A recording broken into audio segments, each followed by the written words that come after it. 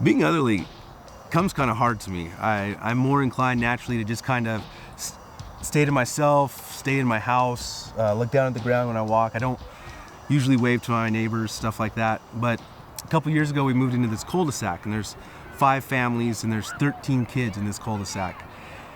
And just looking at the ground doesn't really cut it then. I have this bike pump, and this pump is like really important to me. When I was a kid, we didn't have a bike pump. So when the tires on my bike would go flat, I would have to walk literally a mile uphill to the gas station to fill up my bike pump tires. Now that I have kids, I see them, out in the cul-de-sac riding their bikes, and I think I really want them to have a bike pump. So I saved up, a whole $19.99 or whatever, and bought a bike pump for my family. Well, it turns out this is the only bike pump in the whole neighborhood. So all day long, every day, I have kids coming to my door. Ding dong! Can I use your bike pump? I mean, I'm not kidding. Kids come from 3 blocks away to use my bike pump. Because I really believe in loving my neighbor, and that has to start at my cul-de-sac, I let these kids use my bike pump. And I come from a family where we didn't lend things. I mean, the advice I got from my dad was, if you lend something to someone, it's gonna come back broken. And so he wouldn't even lend me things. So it goes against everything that's natural to me, but I let these kids borrow my bike pump. Well, the other day, my son Thelonious needed his tires pumped up.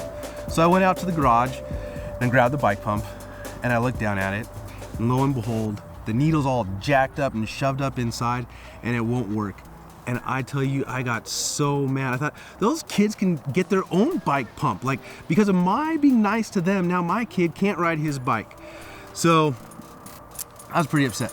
It took me weeks, honestly, to figure out how to fix the bike pump. So a couple days later, I was heading out to the grocery store, and as I was walking to my car, this little girl, Jasmine, she's about 7, she comes running up to me, and she's pushing her bike, and it's got 2 flat tires, and she says, Jim, can I use your bike pump? And I don't know what came over me, but I just kind of blurted out, no, you can't use my bike pump. It's broken, you can't use it. I gotta go. And I got in the car and I drove away. And as I was driving down the road, I thought, I just lied to a little girl about a bike pump.